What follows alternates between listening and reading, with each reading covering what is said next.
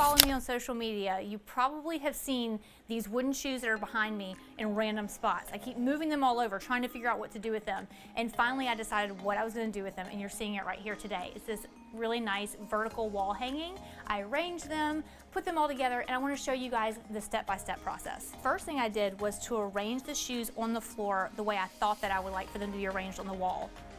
Once I looked at it a little bit, I realized that I didn't like how wide the arrangement was, and so I decided to go more vertical, and I ended up liking that arrangement a lot better. After I figured out the arrangement, I screwed D-hooks into the back of each shoe so that it would hang to the wall properly. Since I didn't want to drill permanent holes into my brick wall, I decided to use brick clips to hang the shoes instead. Now it's time to plant the containers. I chose various different plants from my local hardware store and made sure to vary the texture and variety of the plants. I also made sure to choose plants that could handle the shady condition that they would be living in.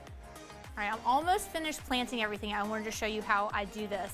As you can see, we have these wooden planters, and of course these are not weather resistant. I haven't sprayed them with anything, and I do want to make sure that they're not going to get water in them and ruin them ultimately. So I did like a total DIY thing, and you guys can do something a little better at your house if you want to go and get some sort of plastic cup. A solo cup or a clear cup would probably work too.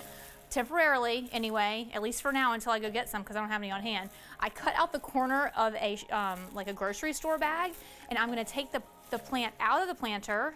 It might drip a little bit. I'm going to toss that down, and I'm going to wrap it around just so it has a little bit of like a little faux planter here so that when I go and water them, it doesn't drip down into the wooden shoe. So once I have that, I've got it all wrapped around snug and tight. I'm going to put it up into the planter, and then if you guys have been watching a while, take a guess as to what I'm going to do. You guys know what I do to every plant. Whoop, how I finish it off. We're going to finish it off with some Spanish moss.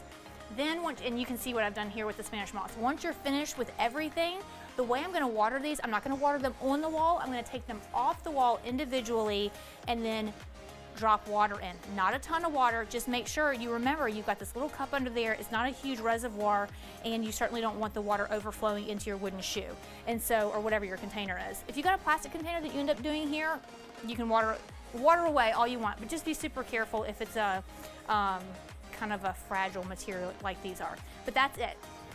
You put them in that plastic, put your Spanish moss around, hang them back up, give it a little water, and then you have this beautiful vertical plant arrangement without any holes in your wall.